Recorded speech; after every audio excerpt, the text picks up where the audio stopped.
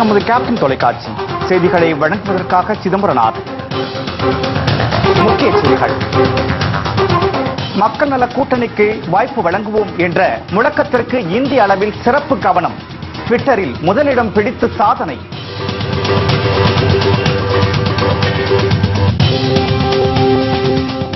சேலத்தில் தேமுதிக தேர்தல் அறிக்கை விளக்க பொதுக்கூட்டம். திருமதி பிரேமலதா விஜயகாந்த் எழுத்துரையாற்றுகிறார்.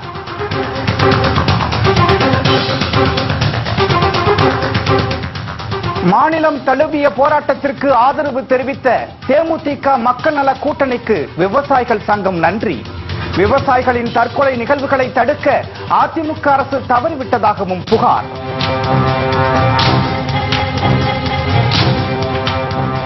வரும் 6ஆம் தேதி தமிழகம் வருகிறார் தலைமை தேர்தல் ஆணையர் நஜீம் ஜைதி. தமிழக தலைமை தேர்தல் அதிகாரி ராஜேஷ் லக்கானி தகவல்.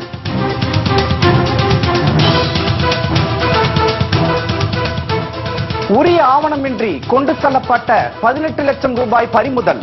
தேர்தல் பறக்கும் படையினர் நடவடிக்கை.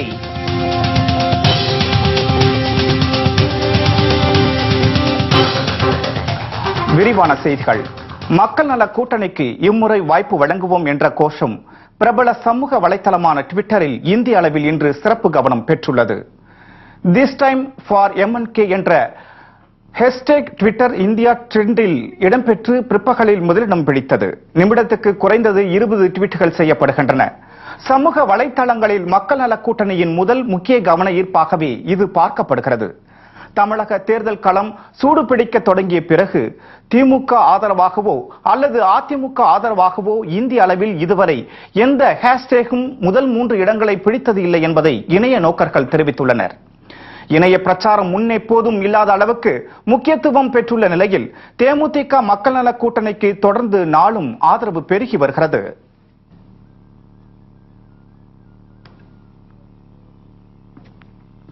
சேலத்தில் தேமுதிக தேர்தல் அறிக்கை விளக்க பொதுக்கூட்டம் கலை நிகழ்ச்சியுடன் தொடங்கி பிரம்மாண்டமான முறையில் நடைபெற்று வருகிறது. தமிழக சட்டமன்ற பொது தேர்தல் மே 16ஆம் தேதி நடைபெற உள்ளது. இத்தேர்தலில் வெற்றி பெற்று தேமுதிக தலைமையில் ஆட்சி அமைந்தால் மேற்கொள்ளப்பட வேண்டிய நடவடிக்கைகள் என்ன என்பது தொடர்பான 2 பகுதிகள் அடங்கிய தேர்தல் அறிக்கையை கேப்டன் விஜயகாந்த் வெளியிட்டுள்ளார். பதவியேற்ற 4 மாதத்தில் வேலையில்லா பட்டதாரிகளுக்கு வேலை வாய்ப்பு உள்ளிட்ட முக்கிய அறிவிப்புகள் அதில் இடம்பெற்றுள்ளன. இந்த அறிவிப்புகளை தமிழக மக்களிடம் எடுத்துக் கூறும் வகையில் கடந்த மாதம் 25ஆம் தேதி முதல் தேர்தல் அறிக்கை விளக்க பொதுக்கூட்டம் நடைபெற்று வருகிறது. இந்நிலையில் சேலத்தில் நடைபெற்று வரும் பொதுக்கூட்டத்தில் திருமதி பிரேமலதா விஜயகாந்த் கலந்து கொண்டு சிறப்புரையாற்றுகிறார். இந்த பொதுக்கூட்டத்தில் கேப்டன் விஜயகாந்த் அணியில் இடம்பெற்றுள்ள மக்கள் நல கூட்டணியின் முன்னணி நிர்வாகிகள், தேமுதிக நிர்வாகிகள், மகளிர் அணியினர், கழக தொண்டர்கள் என பல்லாயிரக்கணக்கான மக்கள் கலந்து கொண்டுள்ளனர்.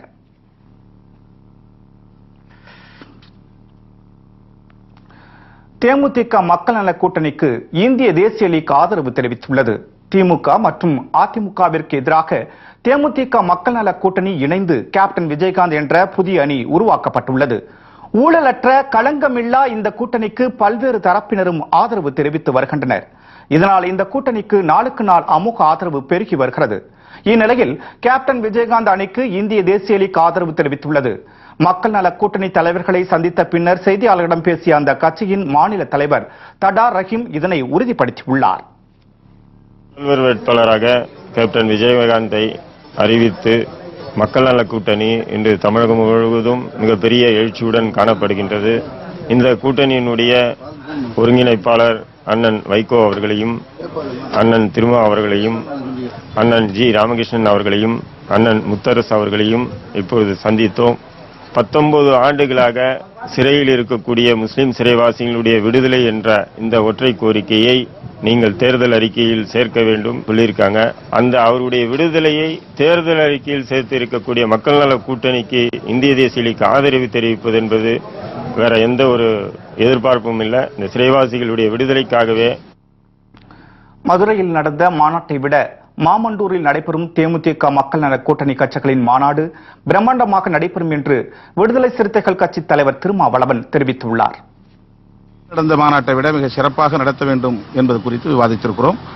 தொகுதி பங்கீடு தொடர்பாக மீண்டும் நாங்கள் மாலை சந்திக்கிறோம். அதெல்லாம் ஒன்றும் கிடையாது. நாங்கள் தடா ரஹீம் வந்தாரு, எங்களுக்கு ஆதரவு தெரிவிச்சிருக்கிறார், அவ்வளவு. விவசாயிகளின் மாநிலம் தழுவிய போராட்டத்திற்கு ஆதரவு தெரிவித்துள்ள தேமுதிக மக்கள் நல கூட்டணிக்கு விவசாயிகள் சங்கம் நன்றி தெரிவித்துள்ளது. விவசாயிகளின் வங்கிக் கடனை ரத்து செய்ய வேண்டும், மீத்தேன் மற்றும் கெயில் திட்டங்களை கைவிட வேண்டும் உள்ளிட்ட பல்வேறு கோரிக்கைகளை வலியுறுத்தி ஏப்ரல் 5ஆம் தேதி மாநிலம் முழுவதும் மறியல் போராட்டம் நடத்தப்படும் என்று விவசாயிகள் சங்கம் அறிவித்துள்ளது. இந்நிலையில் இது தொடர்பாக கோவையில் செய்தியாளர்களிடம் பேசிய அச்சங்கத்தின் மாவட்ட தலைவர் தங்கராஜ், விவசாயிகளின் போராட்டத்திற்கு ஆதரவு தெரிவித்துள்ள தேமுதிக மக்கள் நல கூட்டணிக்கு தனது நன்றியை தெரிவித்துக் கொண்டார். குழாயை இந்த 7 மாவட்டத்திலே தமிழகத்திலே பதித்தால் மிக மிக அதிகமான தற்கொலைகள் நடக்கும் என்பது அரசிற்கு நாங்கள் தெரியப்படுத்த கடமைப்பட்டிருக்கின்றோம். 2011 தேர்தல் பரப்புரையின் போது நாங்கள் இந்த கோரிக்கையை வைத்த பொழுது இதை நான் பரிசீலிப்பேன் என்று சொன்னார்கள். ஆனால் இந்த 5 ஆண்டுகளாக எந்த நடவடிக்கையும் எடுக்கவில்லை. எங்களுடைய இந்த ரயில் மறியல் போராட்டத்திற்கும் மற்ற கோரிக்கைகளுக்காக அத்துணை அரசியல் கட்சிகளும் ஆதரவு தந்திருக்கின்றார்கள். தேமுதிக மக்கள் நல கூட்டணியின் சார்பாக இந்த போராட்டத்திலே நாங்களும் பங்கேற்போம் என்று சொன்ன கூட்டணிக்கு நாங்கள் மனதார எங்களுடைய நன்றியையும் தெரிவித்துக் கொள்கின்றோம். விவசாயிகளின் தற்கொலை சம்பவங்களை தடுக்காமல் தமிழக அரசு மெத்தன போக்குடன் செயல்படுவதாகவும் தங்கராஜ் குற்றம் சாட்டினார். சிறுதாவூர் பங்களாவில் பணம் பதுக்கி வைக்கப்பட்டுள்ளதாக எழுந்த புகார் குறித்து மாவட்ட ஆட்சியர் காவல்துறை கண்காணிப்பாளரிடம் விரிவான விளக்கம் கேட்கப்பட்டுள்ளதாக தலைமை தேர்தல் அதிகாரி ராஜேஷ் லக்கானி தெரிவித்துள்ளார். தமிழகத்தில் வாக்களிப்பதின் அவசியம் குறித்த வீடியோ பாடல் ஒன்று சென்னை தலைமை செயலகத்தில் வெளியிடப்பட்டது. இதில் பங்கேற்று பேசிய தலைமை தேர்தல் அதிகாரி ராஜேஷ் லக்கானி, வரும் 6, 7, 8 ஆகிய தேதிகளில் தலைமை தேர்தல் ஆணையர் நஜிம் ஜைதி தமிழகம் புதுச்சேரியில் தேர்தல் பணிகள் குறித்து ஆய்வு நடத்தப் போவதாக தெரிவித்தார். மேலும் தேர்தல் முறைகேடுகள் தொடர்பாக தேர்தல் ஆணையத்திற்கு சுமார் 4000 புகார்கள் வந்துள்ளதாகவும் சிறுதாவூர் பங்களாவில் பணம் பதுக்கி வைக்கப்பட்டுள்ளதாக எழுந்த புகார் குறித்து மாவட்ட ஆட்சியர் மற்றும் காவல்துறை கண்காணிப்பாளரிடம் விரிவான விளக்கம் கேட்கப்பட்டுள்ளதாகவும் அப்போது அவர் கூறினார். சிறுதார் பங்களா பத்தி கலெக்டர் எஸ்பி ரிப்போர்ட் கேட்டோம். கலெக்டர் எஸ்பி அவங்க இதை உறுதிப்படுத்த முடியலன்னு சொன்னாங்க. அது தகவல் உண்மை இல்லைன்னு சொல்லியிருக்காங்க. இருந்தாலும் அவங்க இன்னும் டீட்டெயில் ரிப்போர்ட் கேட்டிருக்கோம்.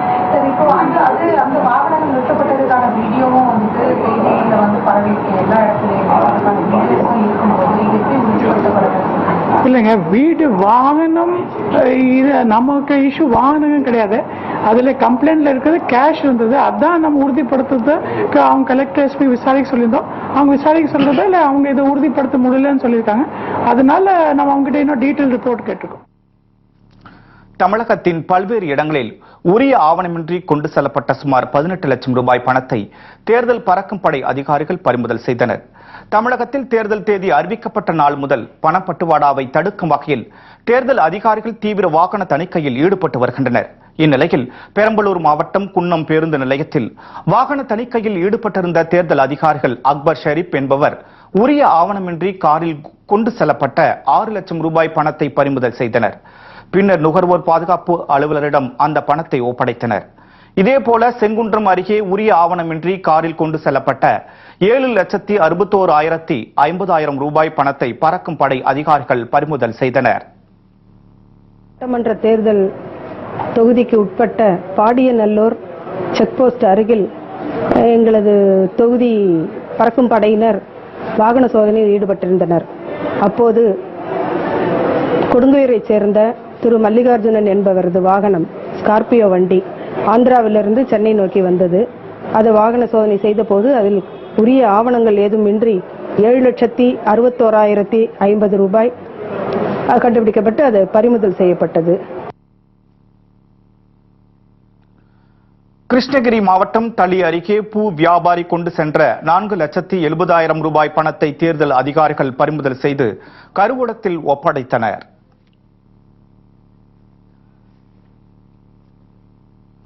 ஜம்மு காஷ்மீரில் முதல் பெண் முதலமைச்சராக மெஹபூபா முப்தி வரும் திங்கட்கிழமை பதவியேற்கிறார். ஜம்மு காஷ்மீர் முதலமைச்சராக இருந்து முகமது சயீத் கடந்த ஜனவரி மாதம் 7ஆம் தேதி மரணமடைந்தார். இதனால் அவரது மகளான மெஹபூபா முப்தி முதலமைச்சராக பதவியேற்பார் என எதிர்பார்க்கப்பட்டது. ஆனால் பதவியேற்க அவரது தயக்கம் காட்டியதால் அங்கு குடியரசுத் தலைவர் ஆட்சி அமல்படுத்தப்பட்டது. இந்த நிலையில் கடந்த மாதம் 22ஆம் தேதி பிரதமர் நரேந்திர மோடி மெஹபூபா இடையேயான பேச்சுவார்த்தையில் சுமூக முடிவு எட்டப்பட்டது. இதைத் தொடர்ந்து மக்கள் ஜனநாயக கட்சியின் சட்டசபை கட்சி தலைவராக மெஹபூபா முப்தி கடந்த 24ஆம் தேதி ஒருமனதாக தேர்ந்தெடுக்கப்பட்டார். பின்னர் மாநிலத்தில் ஆட்சி அமைக்க உரிமை கோரி மக்கள் ஜனநாயக கட்சி, பாரதிய ஜனதா தலைவர்கள் ஆளுநர் NN வோராவிடம் கோரிக்கை விடுத்தனர். இந்நிலையில் வரும் திங்கட்கிழமை ஜம்மு காஷ்மீர் முதலமைச்சராக மெஹபூபா முப்தி பதவியேற்கிறார். இந்நிலையில் மெஹபூபா விடுத்த அழைப்பை ஏற்று மாநிலத்தின் முன்னாள் முதலமைச்சர் உமர் அப்துல்லா பதவியேற்பு விழாவில் கலந்து கொள்கிறார். மாமல்லபுரத்தில் சுற்றுலா பயணிகளுக்கான பார்வையாளர் கட்டணம் உயர்த்தப்பட்டுள்ளதற்கு மதிமுக பொதுச் செயலாளர் வைகோ கண்டனம் தெரிவித்துள்ளார்.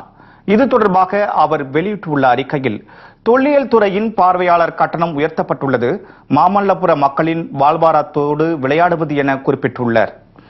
பணம் இல்லை என்றால் மாமல்லபுரம் செல்ல முடியாது என்ற நிலையை உருவாக்கியிருப்பதாக அவர் கூறியுள்ளார். இதனால் இந்த அடாவடி கட்டண உயர்வை உடனடியாக ரத்து செய்திட வேண்டும் என அவர் வலியுறுத்தியுள்ளார். தவறினால் மாமல்லபுரம் மக்கள் வாழ்வுரிமை குழு சார்பில் வரும் 6ஆம் தேதி அறப்போராட்டத்தில் ஈடுபட போவதாக அவர் தெரிவித்துள்ளார். சித்தி மற்றும் 2 குழந்தைகளை கொலை செய்த வழக்கில் இளைஞருக்கு விதிக்கப்பட்ட தூக்கு தண்டனையை ரத்து செய்து சென்னை உயர்நீதிமன்றம் உத்தரவிட்டுள்ளது. நீலகிரி மாவட்டம் மணலியைச் சேர்ந்த சுப்பு என்பவர் தமது சித்தி உறவுமுறை கொண்ட அமுலுவிடம் தவறாக நடக்க முற்பட்டுள்ளார். இது தொடர்பாக உறவினர்களிடம் அவர் கூறியுள்ளார். இதனால் ஆத்திரமடைந்த சுப்பு அமுலு மற்றும் அவரது 2 குழந்தைகளை அரிவாளால் வெட்டி படுகொலை செய்தார். இது தொடர்பான வழக்கில் கடந்த 2 ஆண்டுகளுக்கு முன்பு மரண தண்டனை விதித்து உதகமண்டலம் மகளிர் நீதிமன்றம் தீர்ப்பளித்தது. இதனை எதிர்த்து சென்னை உயர்நீதிமன்றத்தில் சுப்பு மேல்முறையீடு செய்தார். இந்நிலையில் வழக்கை விசாரித்த நீதிபதிகள் ஜெயச்சந்திரன் மற்றும் நாகமுத்து அடங்கிய அமர்வு தூக்கு தண்டனையை 3 ஆயுள் தண்டனையாக குறைத்து உத்தரவிட்டது.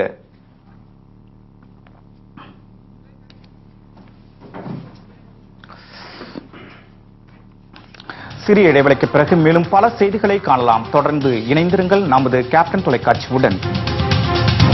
சதுரகிரி சித்தர் அருகே 3 கண் 2 தலையுடன் பிறந்த அதிசய கன்றுக்குட்டியை பொதுமக்கள் ஆர்வமுடன் பார்த்து சென்றனர். நாகை மாவட்டம் சீர்காழி அடுத்த கன்னியாக்குடி கிராமத்தைச் சேர்ந்த ராஜேந்திரன் என்னும் விவசாயி வளர்த்து வந்த பசுமாடு ஒன்றுக்கு குட்டி ஒன்றை ஈன்றது. 3 கண் மற்றும் 2 தலைகளுடன் பிறந்த அந்த அதிசய கன்றுக்குட்டியை சீர்காழி, சிதம்பரம், மயிலாடுதுறை உள்ளிட்ட பகுதிகளைச் சேர்ந்த மக்கள் ஆர்வமுடன் பார்த்து செல்கின்றனர்.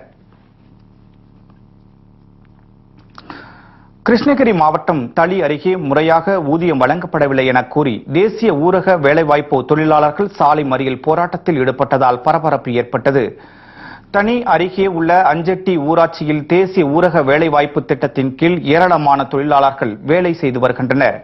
இவர்களுக்கு தேசியமயமாக்கப்பட்ட வங்கி மூலம் ஊதியம் வழங்கப்பட்டு வந்த நிலையில் இந்த மாதத்திற்கான ஊதியத்தை பெற வங்கிக்கு சென்ற தொழிலாளர்களை வங்கி ஊழியர்கள் அலட்சியப்படுத்தியதாக கூறப்படுகிறது. இதனால் தொழிலாளர்களும் வங்கி ஊழியர்களுக்கும் இடையே வாக்குவாதம் ஏற்பட்ட நிலையில் ஆத்திரமடைந்த தொழிலாளர்கள் திடீரென சாலை மறியல் போராட்டத்தில் ஈடுபட்டனர்.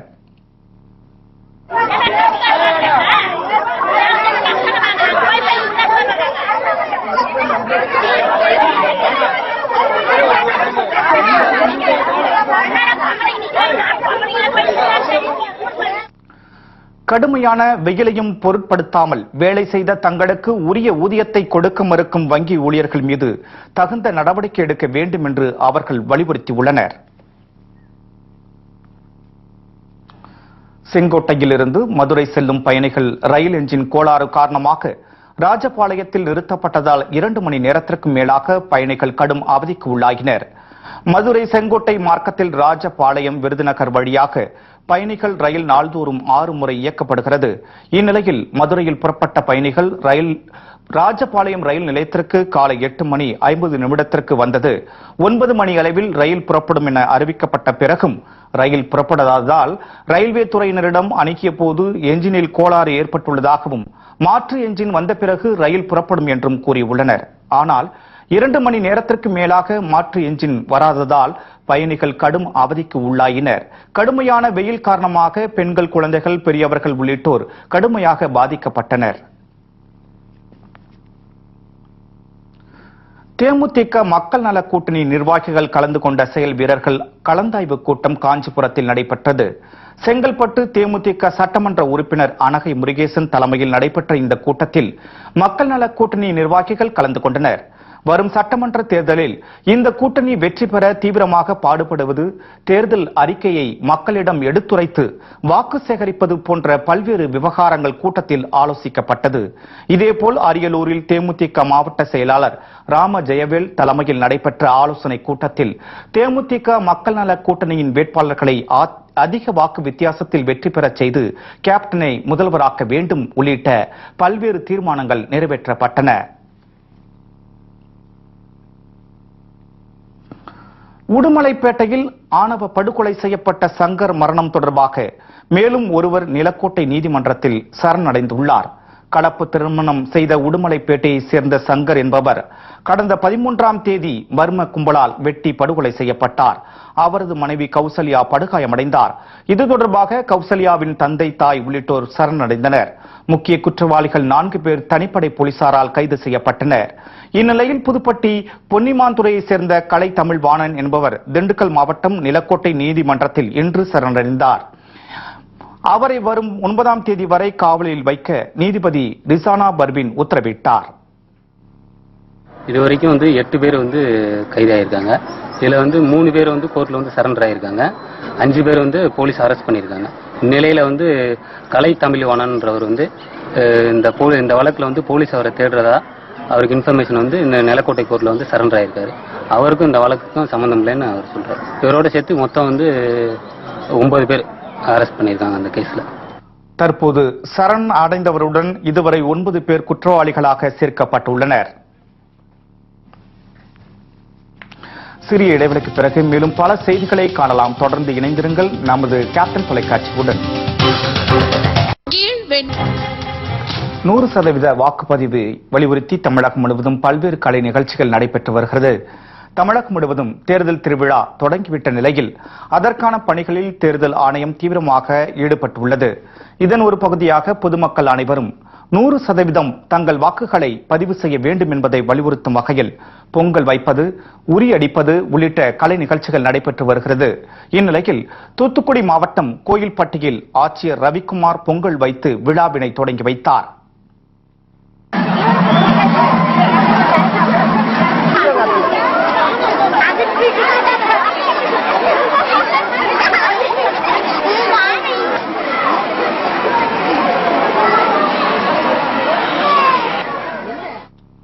இதேபோல் நாகை மாவட்டம் மயிலாடுதுறையில் நடைபெற்ற விழிப்புணர்வு நிகழ்ச்சியில் கல்லூரி மாணவ மாணவிகள் பங்கேற்று தேர்தலில் 100% வாக்களிப்போம் என உறுதிமொழி எடுத்துக் கொண்டனர்.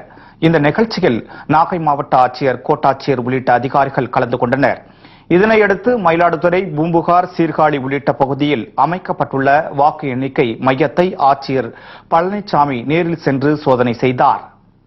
நம்பிக்கையுடைய இந்திய குடிமக்களாகிய நாம் நம் நாட்டின் ஜனநாயக மரபுகளையும் தேர்தல்களின் மாண்பையும் நிலைநிறுத்துவோம் என்றும் இவற்றின் தாக்கங்களுக்கு ஆட்படாமலும் எந்த ஒரு தூண்டுதலின்றியும் வாக்களிப்போம். இதேபோல் வேலூர் மாவட்டம் வாணியம்பாடியில் நடைபெற்ற வாக்காளர் விழிப்புணர்வு முகாமின் ஒரு பகுதியாக வாரச்சந்தையில் வியாபாரத்தில் ஈடுபட்டுள்ளவர்கள் மற்றும் பொதுமக்களிடம் துண்டு பிரச்சுரங்கள் விநியோகிக்கப்பட்டன.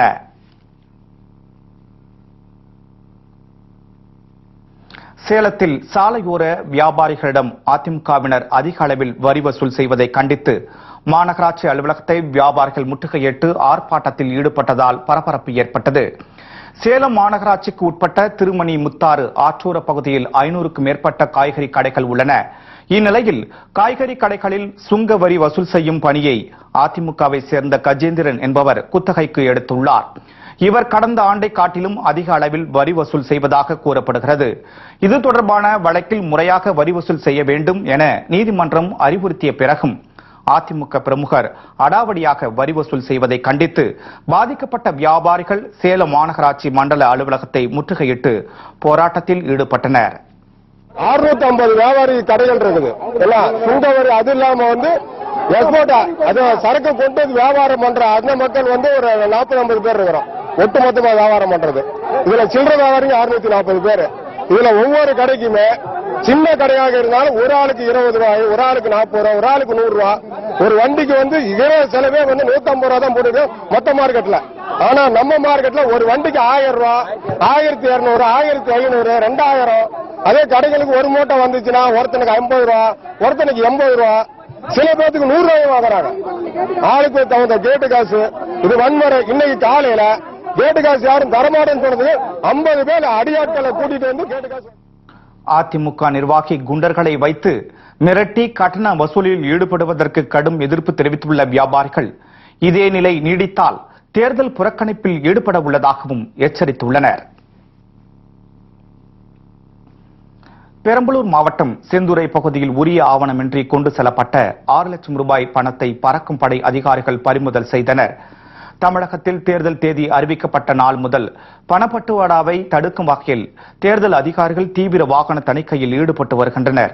இந்நிலையில் பெரம்பலூர் மாவட்டம் குன்னம் பேருந்து நிலையத்தில் வாகன தணிக்கையில் ஈடுபட்டிருந்த தேர்தல் அதிகாரிகள் அக்பர் ஷெரீப் என்பவர் உரிய ஆவணமின்றி காரில் கொண்டு செல்லப்பட்ட 6 லட்சம் ரூபாய் பணத்தை பறிமுதல் செய்தனர். பின்னர் நுகர்வோர் பாதுகாப்பு அலுவலரிடம் அந்த பணத்தை ஒப்படைத்தனர்.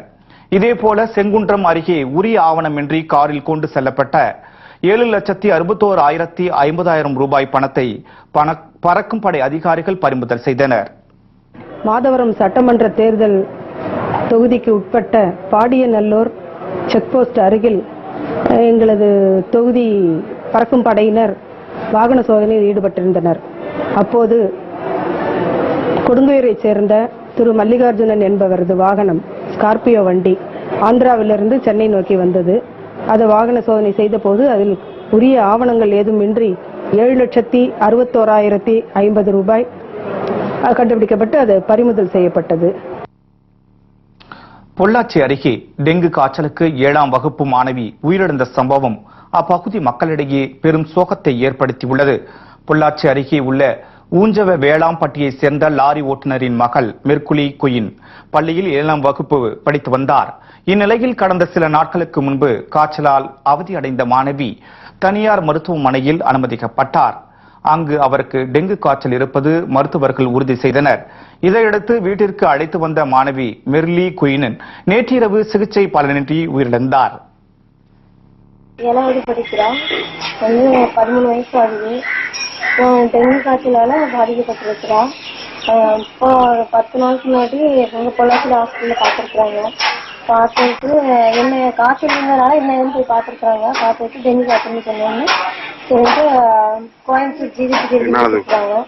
போன உடனே ஹாஸ்பிட்டல்ல டாக்டர் பார்த்துட்டு இறந்து 1/4 மணி நேரம் ஆயிடுச்சு, இன்னும் ஒண்ணுமே பண்ண முடியாதுமா.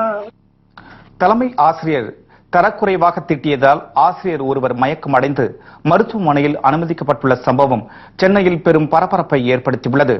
சென்னை திருவல்லிக்கேணியில் உள்ள லேடி வில்லிங்டன் உயர்நிலைப் பள்ளியில் தலைமை ஆசிரியராக பணியாற்றி வரும் சாந்தி அப்பள்ளியில் பணிபுரியும் ஆசிரியர்களை தரக்குறைவாக பேசி வருவதாக கூறப்படுகிறது.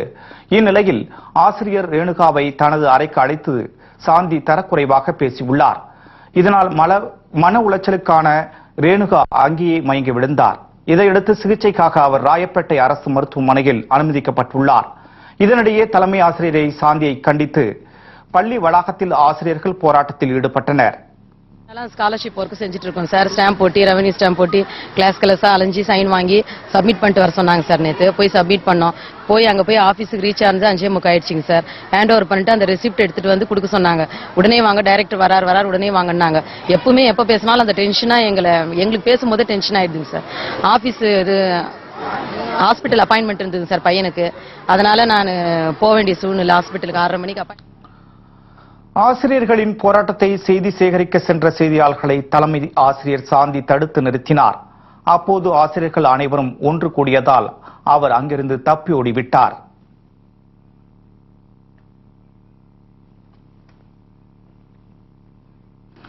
ஒன்பதாவது IPL 20 ஓவர் கிரிக்கெட் தொடர் வரும் 9ஆம் தேதி தொடங்குகிறது. IPL 20 ஓவர் கிரிக்கெட் போட்டி கடந்த 2008ஆம் ஆண்டு அறிமுகம் செய்யப்பட்டது.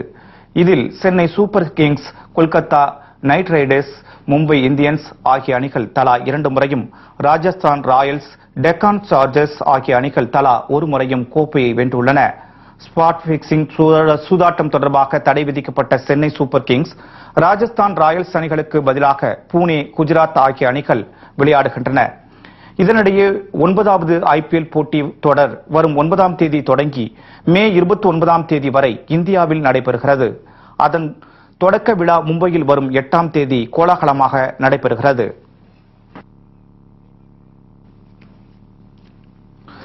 இத்துடன் இந்த செய்தி தொகுப்பு நிறைவு பெறுகின்றன. உண்மை செய்திகளை உள்ளது உள்ளபடி உடனுக்குடன் தெரிந்து கொள்ள தொடர்ந்து இணைந்திருங்கள் நமது கேப்டன் தொலைக்காட்சியுடன்.